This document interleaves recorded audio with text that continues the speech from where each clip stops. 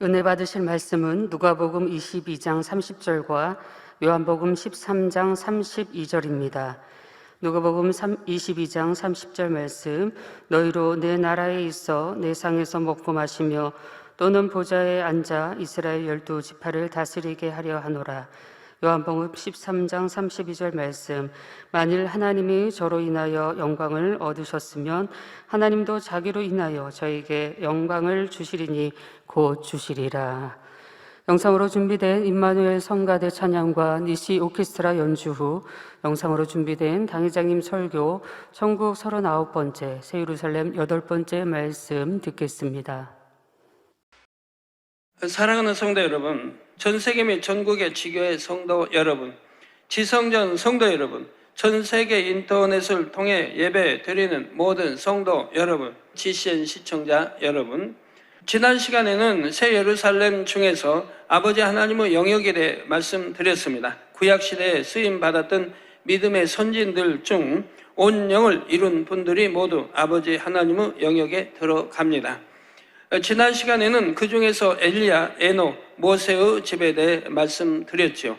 그런데 신약시대 인물 중에서도 하나님의 영역에 처소가 마련된 예외적인 경우가 있었습니다. 바로 사도 바울과 막달라 마리아, 동정녀 마리아이지요. 이분들은 주님 시대와 성령 시대에 살았지만 천국의 높은 서열에 오른 분들입니다. 아버지 하나님은 인간 경작의 열매 중 최극상품에 해당되는 분들이므로 아버지 하나님의 영역에 들어가게 됩니다. 오늘은 주님의 영역에 대해 그리고 성령님의 영역에 대해 말씀드리겠습니다. 사랑하는 성도 여러분, 우리 주님께서는 성령으로 잉태하여 육신을 입고 이 땅에 태어나셨습니다. 인생들과 같이 모든 것을 체험하셨지요. 그래서 아버지 하나님과 달리 새 예루살렘 안에 주님의 성이 있습니다. 아버지 하나님은 새 예루살렘에 보좌만 있으시죠. 주로 넷째 하늘에 계시다가 새 예루살렘에서 아버지 하나님의 주관으로 연회가 열릴 때 그 보좌에 앉으십니다. 우리 주님의 성은 하나님의 보좌 우편 아래쪽에 있습니다. 주님의 성 중앙에는 거대한 황금 지붕을 한 건물이 있지요. 이곳을 중심으로 다양한 형태와 빛깔의 건물들이 무수히 펼쳐져 있습니다. 특별히 돔 형식의 거대한 황금 지붕들 위로 찬란한 빛으로 둘러싸인 영광의 십자가들이 보입니다. 이는 주님께서 십자가를 지심으로 모든 영혼들이 천국에 이르게 되었음을 영원히 잊지 않도록 하기 위함이지요. 정중앙의 큰 건물은 원통형이면서도 약간 각이 진 형태입니다. 온갖 보석을 깎아 정교하게 만들었기에 그곳에서 흘러나오는 빛들이 어우러져 마치 무지개 빛처럼 보입니다. 주님의 성의 건축 양식을 굳이 이 땅의 것으로 비유하자면 러시아의 성 바실리 성당과 흡사합니다. 그러나 건물을 이루는 재료와 규모 등은 이 땅의 어느 것과도 비교할 수 없죠.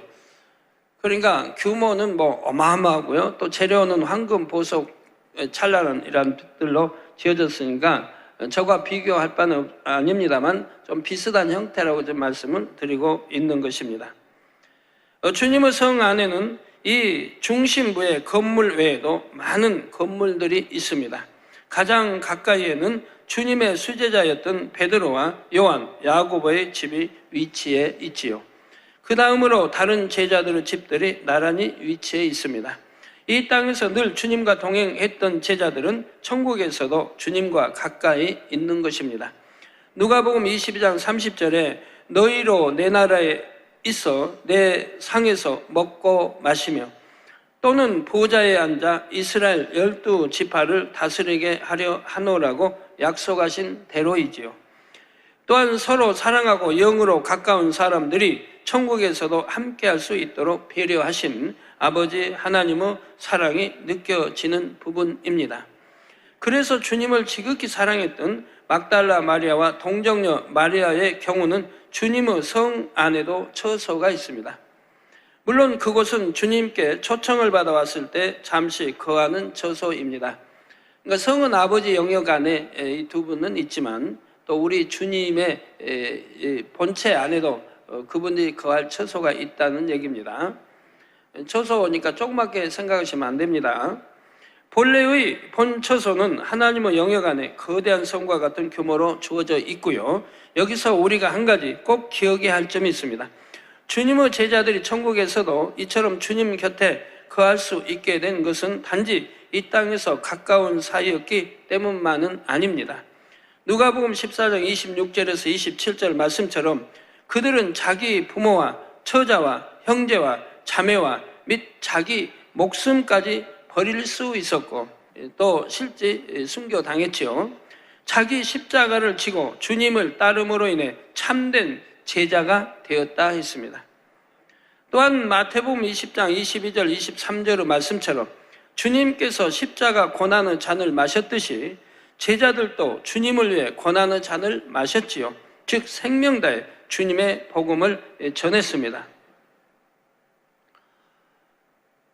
그래서 우리 구약의 하나님의 사람들도 그랬고 또 신약의 우리 주님의 제자들과 또 사도 바울 등 하나님의 사람들은 모든 것을 버린 걸 볼 수 있습니다. 아브라함도 일가 친척 본토 다 버리고 하나님이 지시할 땅으로 갔던 거와 마찬가지로 사도 바울도 모든 거 다 버리고 또 제자들도 다 버리고 이렇게 주님만 붙쫓았던 걸 봅니다. 그래서 자기 부모, 처자, 형제, 자매 및 가족, 목숨까지 다 버리는 것을 보게 됩니다. 이들이 참된 하나님의 사람들이었습니다. 이 같은 헌신이 있었기에 천국에서도 주님의 상에서 함께 먹고 마실 수 있는 자격을 얻게 된 것입니다. 성도 여러분, 새 예루살렘에서는 아버지 하나님께서 베푸시는 연회를 비롯하여 크고 작은 각종 연회가 계속됩니다. 주님께서 베푸시는 연회도 있으며 엘리야, 에녹, 아브라함, 모세, 사도 바울 등이 베푸는 연회도 있습니다.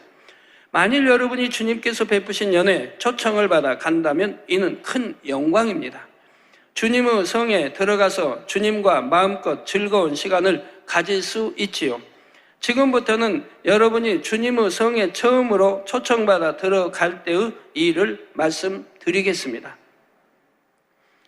주님의 연회에 초청을 받은 성도들은 최고로 아름다운 신부의 모습으로 정성껏 단장을 하게 됩니다. 주님은 영적으로 신랑이 되시기 때문이지요. 주님의 신부들이 주님의 성 앞에 당도하면 황금빛이 찬란한 정문 양쪽에서 두 천사가 공손히 맞이합니다. 주님의 성벽은 온갖 보석으로 꾸며졌고 성벽 위는 아름다운 꽃들로 장식돼 있지요. 이 성벽을 장식한 꽃들은 성문에 도착한 주님의 신부들을 향해 그윽한 향기를 발산해 줍니다. 그러면 벌써부터 주님의 신부들은 온몸을 감싸는 꽃 향기로 인해 황홀감이 더해지지요. 그럴 때 이윽고 정문이 열립니다. 주님의 성 안으로 들어서면 영혼 깊숙이 감동을 주는 아름다운 음악이 잔잔하게 들려오지요. 이러한 찬양 소리를 들은 성도들은 평안함과 행복함을 느끼게 됩니다.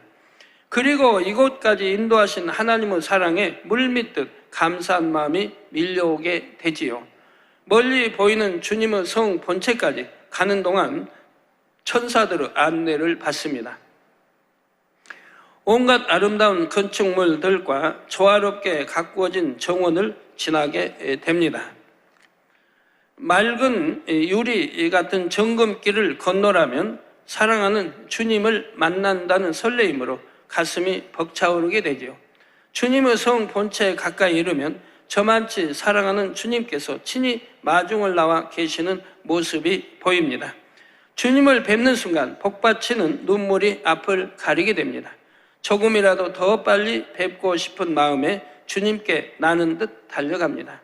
주님께서는 사랑과 인자가 가득한 얼굴로 양팔을 벌리시고 초청받은 이들을 한 사람씩 힘껏 안아주시지요. 이때 주님께서는 어서 오라 나의 아름다운 신부들이여 잘 왔도다 말씀하시며 환영해 주십니다. 이처럼 따뜻한 주님의 환영을 받은 성도들은 초대해 주심에 진정 감사드리나이다 하며 주님의 품에 안겨 감동적인 고백을 드리게 되지요. 그리고 다정한 연인처럼 주님의 손을 잡고 이곳저곳을 거닐게 됩니다. 이 땅에서 나누지 못했던 사랑의 대화들을 마음껏 나누는 것입니다. 본체 오른편에는 둥그런 큰 호수가 있습니다. 바로 이 땅의 갈릴리 바다를 연상케 하는 호수이지요. 주님께서는 초청받은 성도들을 그것으로 안내하십니다. 그러니까 그 모양이 이런 것이 갈릴리를 연상하는 호수이지만 크기는 갈릴리와 비교할 수 없는 어마어마한 큰 호수인 것입니다. 이 땅에서 사역하실 때의 심정과 그 당시의 상황을 자세하게 설명해 주시지요. 주님께서 이 땅에 계실 때에 갈릴리 호수 주변에서 많은 사역을 하셨습니다. 바람과 파도를 잠잠케 하셨던 일, 바다 위를 걸으셨던 일, 베드로가 깊은 곳에 그물을 내렸던 일 등 많은 믿음의 역사가 갈릴리 호수와 호숫가에서 일어났던 것입니다. 아버지 하나님께서는 이를 기념하여 주님의 성 안에 큰 호수를 만드신 것입니다. 이 커다란 호수에는 빛을 발하는 각양각색의 물고기들이 논일고 있습니다. 그 중에는 동일한 빛깔과 모양을 한 153마리의 물고기도 있지요. 바로 요한복음 21장의 사건을 기념하는 것입니다. 베드로를 비롯하여 7명의 제자들이 갈릴리 바다에서 고기잡이를 했지요. 지난 3년 동안 항상 예수님과 동행했는데 이제 예수님이 안 계시니 생계를 위해 다시 어부일을 한 것입니다. 그런데 밤새 고기잡이를 하고 날이 새도록 아무것도 잡지를 못했지요. 이런 그들에게 부활의 주님께서 나타나셨습니다. 그리고 그물을 배 오른편에 던지어라, 그리하면 얻으리라 말씀하셨습니다. 그들은 밤새 고기도 못 잡고 허탈하고 얼마나 지쳐 있겠습니까? 그러나 그대로 순종했지요. 예전과 달리 자기가 많이 사라진 모습이지요. 성도님들도 자기를 벗음으로 소자의 말에도 귀를 기울일 수 있는 겸손한 마음을 갖게 되시기를 바랍니다. 베드로와 제자들이 말씀에 순종했을 때 그물을 들 수 없을 정도로 많은 고기가 잡혔습니다. 나중에 그물을 육지에 끌어올려 잡은 고기 수를 세어보니 바로 153마리였던 것입니다. 그러니까 큰 고기들이죠. 적은 게 아닌. 주님께서는 이렇게 잡은 물고기를 숯불에 구워 제자들과 함께 잡수셨지요. 그리고 제자들에게 이후의 사역을 당부하시는 말씀을 하셨습니다. 생계를 위해 고기잡이 일을 하는 것이 아니라 사람을 낚는 어부, 곧 복음을 전하여 영혼을 구원할 것을 당부하신 것입니다. 특별히 수제자인 베드로에게는 내가 나를 사랑하느냐 3번 물으셨지요. 그리고 영혼들을 어떻게 돌봐야 할지를 비유적으로 말씀해 주셨습니다. 이처럼 갈릴리의 153마리 물고기 사건은 주님과 제자들에게 있어서 영원히 잊을 수 없는 일인 것입니다. 아버지 하나님께서는 이를 영원히 기리시기 위해 주님의 성 안에 있는 큰 호수에 153마리 물고기를 넣어주셨죠. 이게 153마리만 있다는 건 아닙니다. 다른 물고기 종류도 많이 있는 것이고요. 이 물고기들은 주님과 초청받은 성도들이 다가오면 공중으로 튀어올라 재롱을 부리기도 합니다. 그러면 물고기의 비늘에서는 오색 찬란한 빛이 발해져서 보는 이에게 기쁨과 즐거움이 더해지지요. 주님께서는 이 땅에서처럼 천국에서도 호수 위를 걸어가십니다. 그러면 초청받은 성도들은 호숫가에 빙 둘러서서 행복한 마음으로 주님을 바라보게 되지요. 주님께서는 둘러선 성도들에게 이 땅에서 무리를 걸으셨을 때의 상황을 자세하게 설명해 주십니다. 모두가 행복한 마음으로 주님의 말씀을 듣는데 그 중에는 살짝 민망히 여기는 분도 계십니다. 누굴까요? 베드로 사도이지요. 마태복음 14장 28절에서 32절에 보면 베드로는 무리를 걸어오시는 예수님을 향해 용감하게 고백했습니다. 주여, 만일 주시어든 나를 명하사 무리로 오라 하소서 했던 것입니다. 이에 예수님께서 오라 하시자 베드로는 주저없이 배에서 내려 물 위로 걸었습니다. 여러분이라면 과연 이렇게 할 수 있겠는지요? 베드로는 담대하게 했다는 사실입니다. 그런데 그때 풍랑이 크게 일자 순간 무서움이 틈탐으로 물속으로 빠져들고 말았습니다.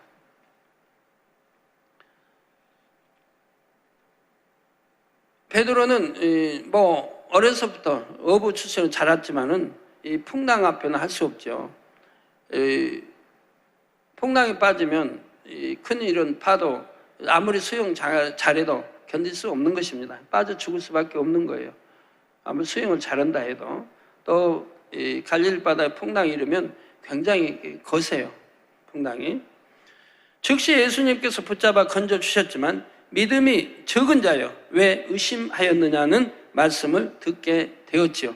그래도 다른 제자들보다는 믿음이 큰데도 이런 지적을 받습니다. 믿음이 적은 자여 왜 의심하였느냐. 빠져 죽을까 걱정하지 않고 우리 주님도 걸으시는데 우리 주님만 참 100% 믿어 드렸다고 하면은 풍랑을 봐도 아무리 거센 풍랑과 바람을 봐도 의심하지 않고 걸었을 텐데 말입니다. 바로 이처럼 그때의 상황을 주님께서 자세히 말씀해 주시면 베드로는 그때의 일이 조금 민망하게 느껴지는 것입니다. 그러나 천국에서 민망함은 이 땅에서의 민망함과는 다릅니다. 천국은 악이 전혀 없고 선만 가득하기에 민망하다는 같은 표현을 해도 마음의 아픔을 느끼는 것이 아니지요. 또한 천국에서는 누구에게 무한을 주거나 창피함을 느끼게 하는 일도 없습니다. 이 땅에서 조금 부족했을 당시의 일을 듣고 본다 해도 모두가 다 선으로 생각하고 이해합니다. 그렇게 믿음이 어렸던 자신을 새 예루살렘까지 인도하신 아버지 하나님께 오직 감사만 나올 뿐이지요. 주님의 성 본체 왼편에는 크고 아름다운 박물관이 있습니다. 이 땅에서 주님의 행적들을 그대로 보고 느낄 수 있도록 아버지 하나님께서 친히 만들어 주셨지요. 예를 들면 비아 돌로로사도 그대로 재현되어 있습니다.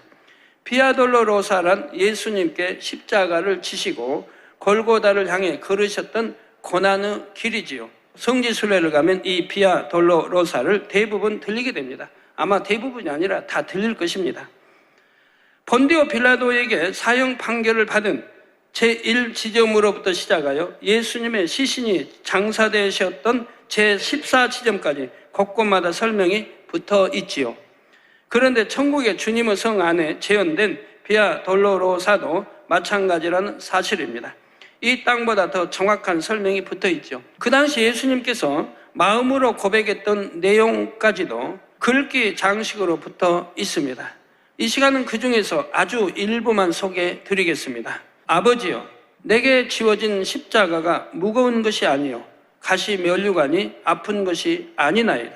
아버지와 처음으로 이 땅을 밟았을 때와 달리 이 땅이 변질됨과 사람의 마음의 변질됨이 내 마음을 억누르고 무겁게 하나이다.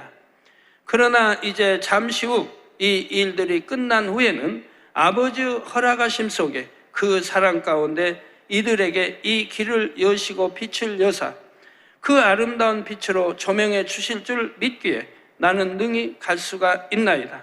아버지는 나의 마지막 힘이요 나의 마지막 능력이니이다. 아버지여, 내가 지금 짊어지고 걷는 이 길과 고난받는 일들에 대해 민망히 여기지 마소서. 내가 할 일을 마땅히 하고 있으며 아버지의 섭리하신 길을 마땅히 가고 있나이다. 이 땅에서 숨이 끊어질 마지막 순간까지 아버지와의 그 사랑을 생각하겠나이다. 아버지여 사랑하나이다. 이러한 예수님의 당시 마음이 기록된 장식이 그대로 천국의 비아돌로로사에 있지요. 여러분이 주님과 함께 이곳을 돌아보게 된다면 주님으로부터 직접 당시 상황에 대해 자세히 들을 수도 있습니다. 아버지 하나님께서 왜 예수님께 그 사명을 주실 수밖에 없었으며 예수님은 어떤 마음으로 그 사명을 받았는지 십자가 고난을 앞두고 남겨질 제자들에 대한 마음은 어떠셨는지 대제사장 앞에 섰을 때와 빌라도 법정에 섰을 때의 심정 등에 대해 우리 주님께서 자세하게 말씀해 주시지요. 그 말씀을 듣는 모든 성도들은 눈물을 흘리며 중심에서 감사의 고백을 드리게 됩니다. 내 주시여, 진정 나의 구세주시니이다 라고 고백할 수밖에 없는 것이지요. 주님 성 안에 있는 박물관에는 이 외에도 다른 많은 것이 있습니다. 예수님께서 저주받은 자처럼 달리셨던 피 묻은 나무 십자가도 그대로 만들어져 있지요. 또한 예수님께서 태어나신 곳인 베들레헴의 마국간도 그대로 재현해 놓으셨습니다. 이 박물관에는 이 밖에도 예수님의 이 땅의 행적을 그대로 보고 느낄 수 있는 모든 것들이 재현되어 있다는 사실입니다.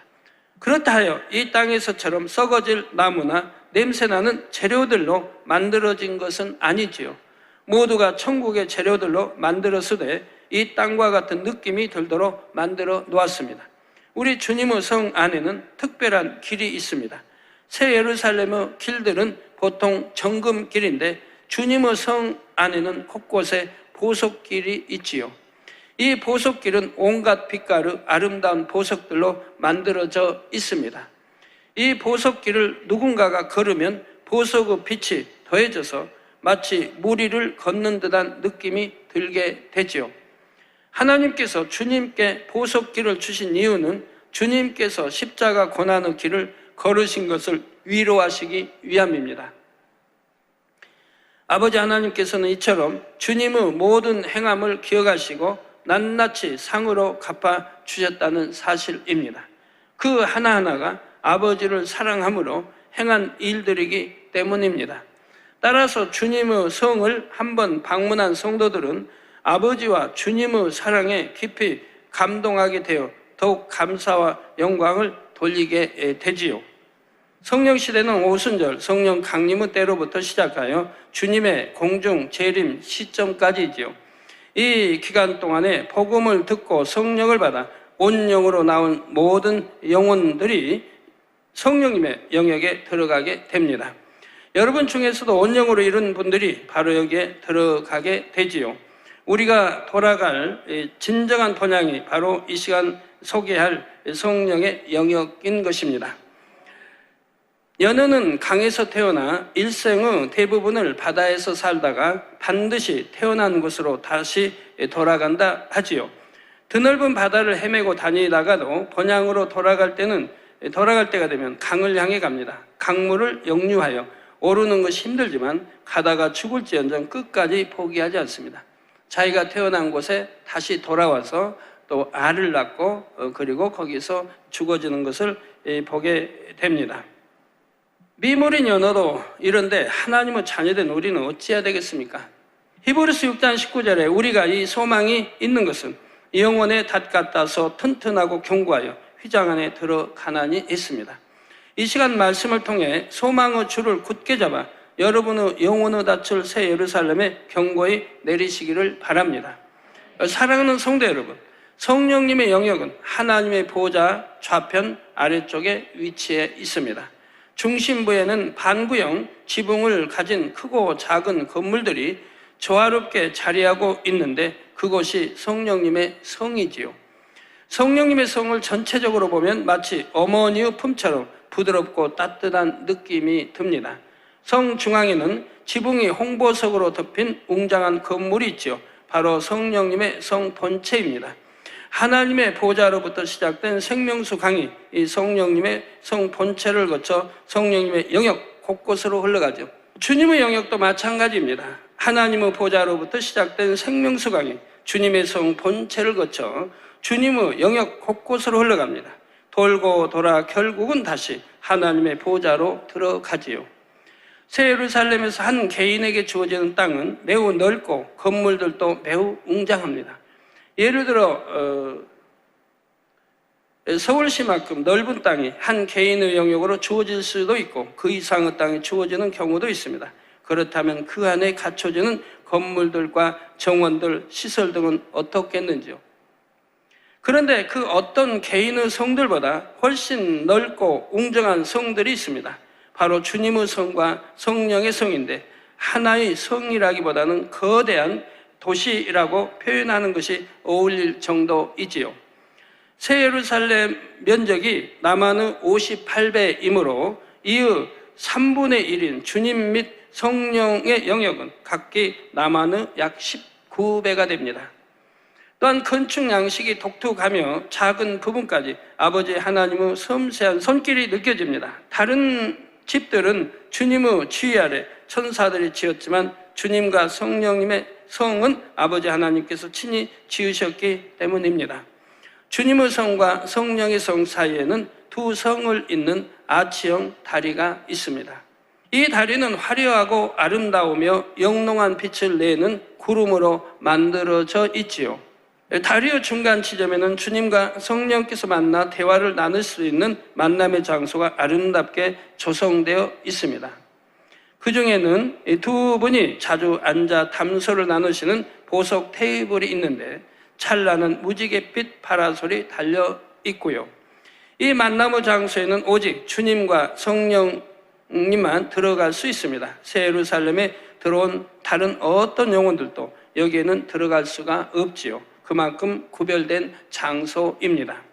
어떤 때에는 주님께서 먼저 나오셔서 성령을 기다리시기도 하고 어떤 때는 성령님께서 미리 나오셔서 주님을 기다리시기도 합니다. 두 분은 이곳에서 마치 둘도 없는 형제처럼 담소를 나누시곤 하시죠. 당연히 또 하나이시니까요. 그 구름다리 아래로는 수정같이 맑고 아름다운 생명수강이 흐릅니다. 탁 트인 멋진 전경을 바라보시며 이 땅에서 사역하실 때의 일들을 마음껏 대화 나누시는 것입니다.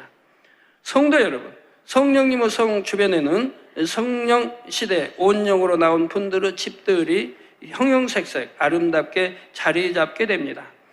이미 완성된 집들이 있는가 하면 마무리 단계에 있는 집도 있지요. 또 한창 지어지고 있는 집들도 있습니다. 수많은 천사들이 집 건물 곳곳에 아름다운 보석으로 장식을 하고 있죠. 총 감독은 우리 주님이라 했죠. 그 천사장과 천사들이 그 지시에 따라 짓고 있는 것입니다. 또 어떤 집은 집 주인이 이 땅에서 더 많은 영혼을 구원함에 따라 집터가 확장되기도 합니다.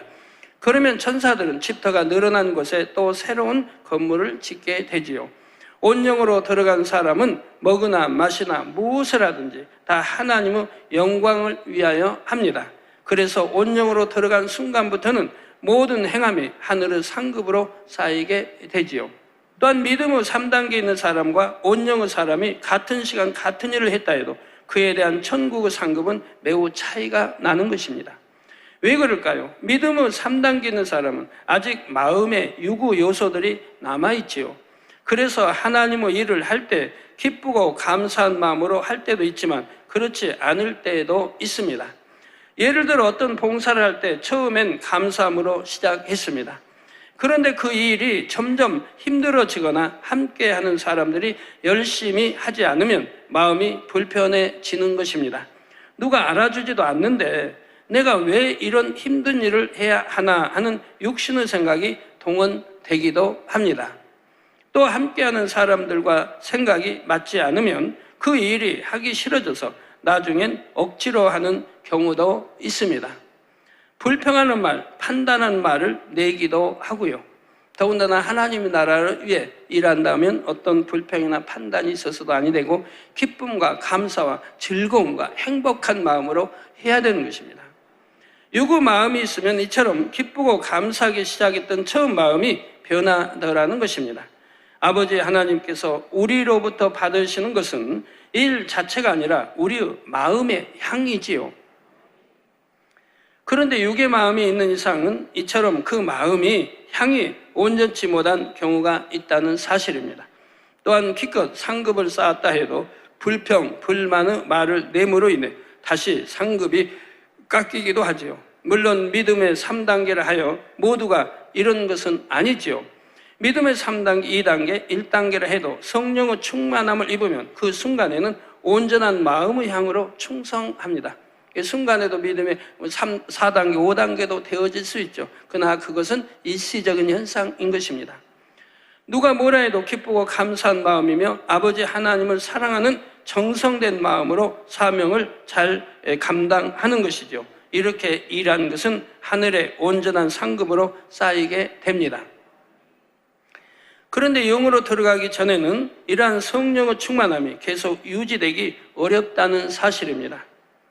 충만했다가 또 안 했다가, 열심히 했다가 안 했다가 하지요. 마음에 육이 있는 만큼 변개하는 것입니다. 여러분들 변개하는 마음 없으신 분도 있지만 대부분 또 있지 않습니까? 변개하는 마음이 없다면 얼마나 행복할까요? 마음에서 육을 벗고 영의 마음이 되는 만큼 이런 변개함도 사라지게 됩니다. 그래서 영으로 온전히 들어가면 항상 기쁨과 감사함으로 충성하고 봉사하니 얼마나 많은 상급이 쌓이겠는지요. 마음을 영으로 일군 믿음의 4단계에서는 하나님을 지극히 사랑한다 했습니다. 그래서 아버지 하나님께서는 영의 사람이 심고 행한 것에는 30배, 60배로 갚아주십니다. 하늘의 상급도 마찬가지죠. 나아가 믿음의 5단계 온영의 사람은 무엇이든 하나님을 기쁘시게 하지요. 이에 대해 아버지 하나님께서는 최소 60배, 나아가 100배 그 이상까지도 갚아주시게 됩니다. 그래서 저는 그처럼 성도님들 빨리 영으로 들어오세요, 온영으로 들어오세요라고 말씀드리는 것입니다. 자, 이왕이 수고하고 충성하는데 30배, 60배, 100배의 축복과 상급으로 받는 것이 얼마나 더 좋습니까? 또 새 예루살렘에 가실 분이라면 당연히 많은 상급을 쌓아야 합니다. 새 예루살렘에서 한 개인에게 주어지는 땅은 여러분이 상상할 수 없을 정도로 넓기 때문입니다. 그 넓은 땅에 다양한 건물들도 짓고 그 건물들마다 보석들로 다 장식하려면 열심히 상급을 쌓아야 하지요. 이러한 영적인 공식을 잘 터득하셔서 분야에 열심히 충성하시되 신속히 영으로 온 영으로 들어오시는 모든 성도님들이 되시길 바랍니다. 성도 여러분, 아버지 하나님께서는 본교회 몇몇 성도의 천국집에 대해 알려주신 적이 있습니다. 이들이 온영을 이루고 각기 자기 사명을 잘 감당했을 때 주어지는 천국의 상급이죠.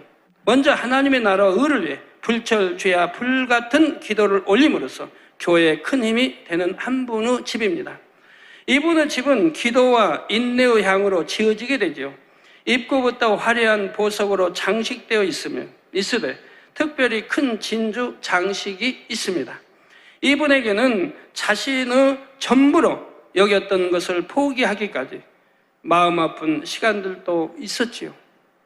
그러나 아버지여, 나의 가장 사랑하는 것을 아버지께 드리기까지 아버지를 사랑하나이다. 그러니 아버지여, 나를 사랑하는 아버지의 증거를 내게도 보여주소서 기도했습니다. 그 마음에 아버지의 사랑이 채워지기까지 많은 눈물로 기도하며 인내의 세월을 보낸 것입니다. 철저히 소외된 채 외롭게 보낸 세월도 많이 있겠고요. 이처럼 이분이 많은 고뇌의 세월을 인내하며 변함없이 달려온 것을 아버지 하나님께서는 다 기억해 주시지요. 그래서 이분은 성품대로 취향대로 천국집 곳곳을 꾸며 주심으로 영원토록 위로와 행복을 주시는 것입니다. 이분은 아기자기한 성품에 맞게 집안 곳곳이 아기자기하게 꾸며져 있지요. 예를 들어 정원도 아늑한 분위기이며 곳곳에 행복을 느끼게 하는 예쁜 장식들이 있습니다. 형형색색의 아름다운 꽃들이 정원 곳곳을 장식하고 있고요. 저 지금 이 세상에도 그래요. 얼마나 꽃을 사랑하는지 형색색 방에도 그렇고 정원에도 그렇게 꾸며요. 본인을 위해 꾸미는 건 아닙니다. 우리 성도들을 위해 꾸미는 거죠.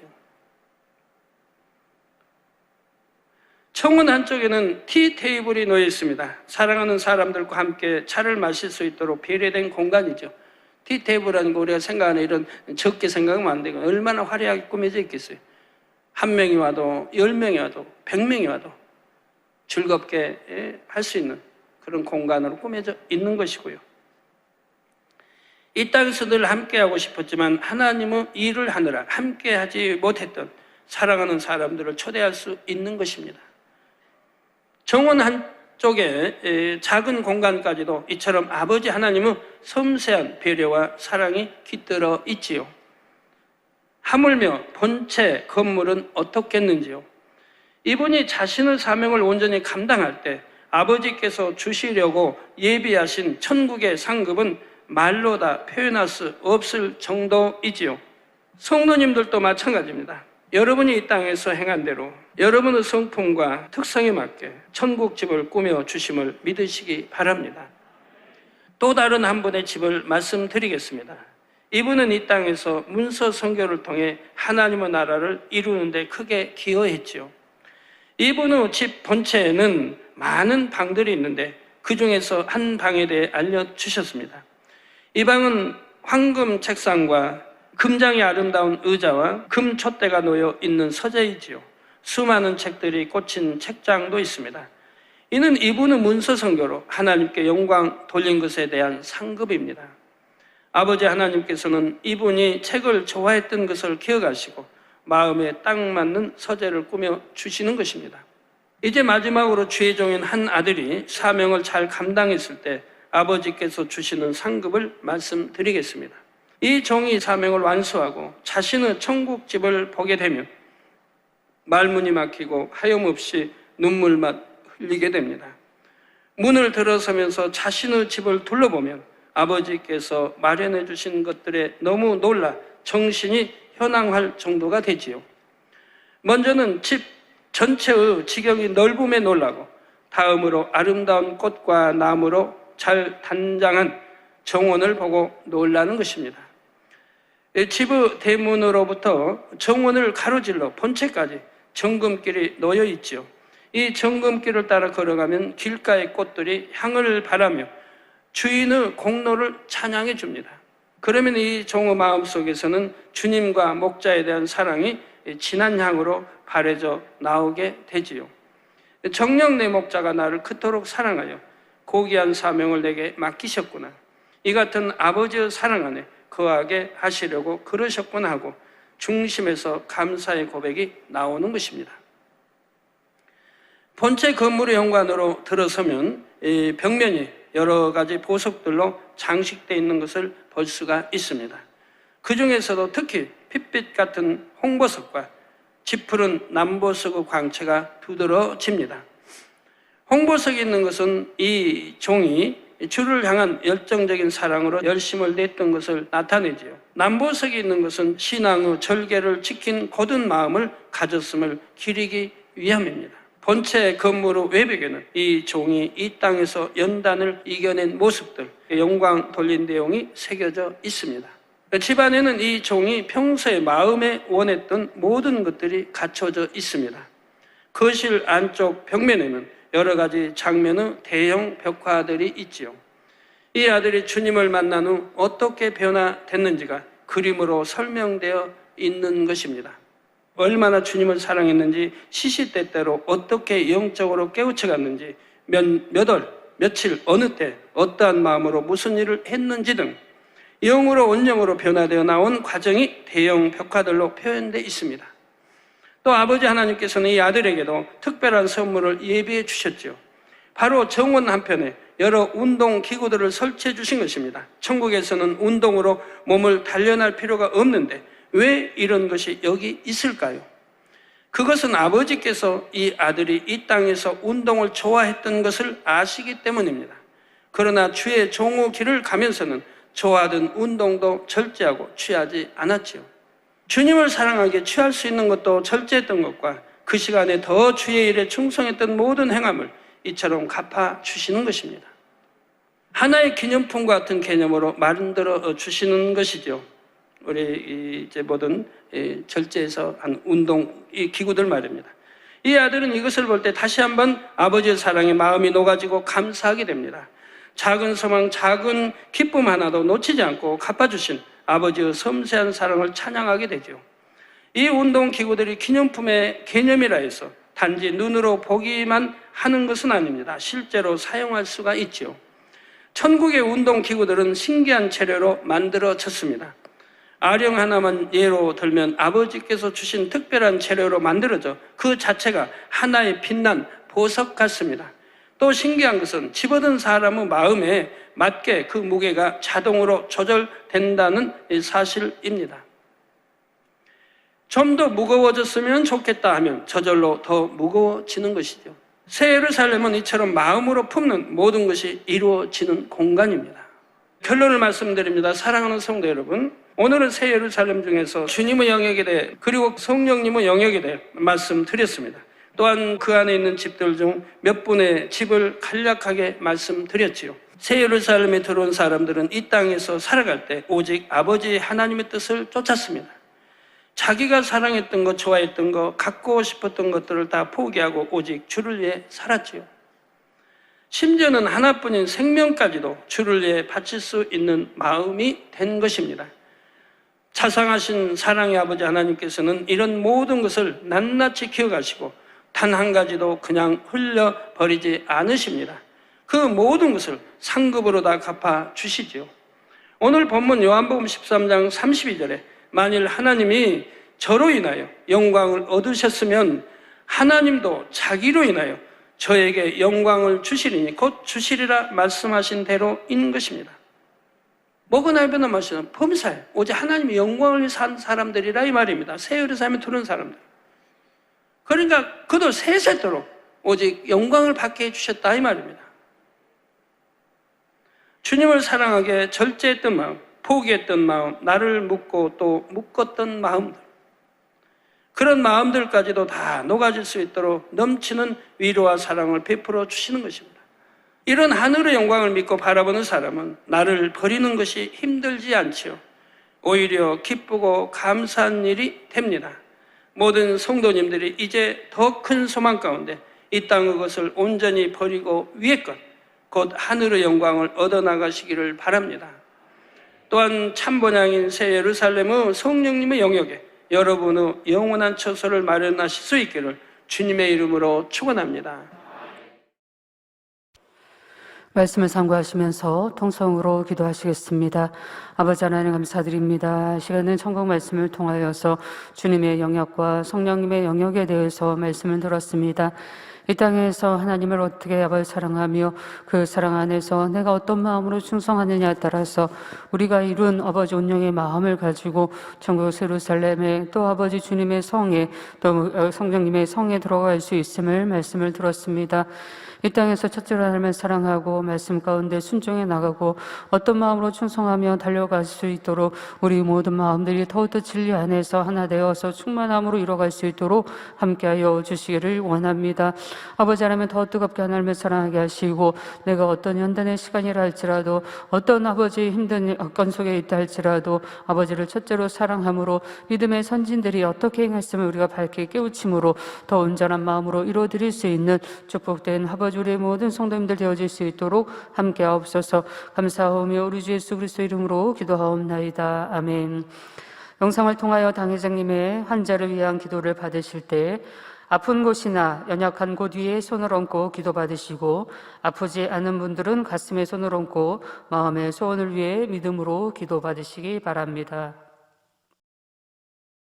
할렐루야. 전능하신 사랑의 아버지 하나님, 이 시간 기도받는 모든 성도님들 위해 안수하여 주옵소서. GCN 방송 시청자들이 인터넷과 화상을 통해 기도받는 지교회와 지성전 그리고 전 세계 하나님의 자녀들 위에도 시공간을 초월하여 역사하여 주시기를 원합니다. 믿어지는 믿음을 주시고 부정적인 생각과 의심의 세력을 물리쳐 주옵시며 모든 시험 환난도 물리쳐 주옵소서. 머리부터 발끝까지 오장육부 뼈 마디마디 온몸의 신경 조직 세포 등 아픈 곳마다 성령의 불로 태우시고 근본의 빛으로 역사하여 주옵소서. 예수 그리스도의 이름으로 명하노니 원수마귀 사단 모든 질병 균 연약함아 물러가라. 빛이 임하라. 모든 불치 난치병도 성령의 불로 태워 깨끗게 하여 주옵소서. 말라리아를 비롯한 모든 풍토병도 물리쳐 주옵소서. 감기, 기침, 열, 몸살, 독감 등 각종 유행성 질병도 다 물러가라. 어떠한 유행성 질병균도 틈타지 않게 지켜 주옵소서. 위암, 폐암, 간암, 유방암, 자궁암, 대장암, 피부암 등 각종 암과 에이즈, 백혈병, 뇌졸중, 고혈압, 저혈압, 심장병, 폐병, 위장병, 당뇨, 부인병, 피부병, 갑상선 질환과 모든 염증도 깨끗게 하여 주옵소서. 소아마비, 중풍, 관절염, 디스크도 온전케 하여 주옵소서. 요통, 두통, 신경통을 비롯한 모든 통증은 사라질지어다. 간질, 자폐증, 우울증, 조울증, 노이로제 등 모든 정신질환도 물러가라. 모든 마비된 것도 풀어지고 일어나 걷고 뛸지어다. 눈도 잘 보이게 하옵시고 귀도 잘 들리게 하여 주옵소서. 소경은 눈을 뜨고 기머거리는 들으며 벙어리는 말할지어다. 각종 사고, 후유증도 깨끗게 하시고 부러진 뼈도 붙여 주옵소서.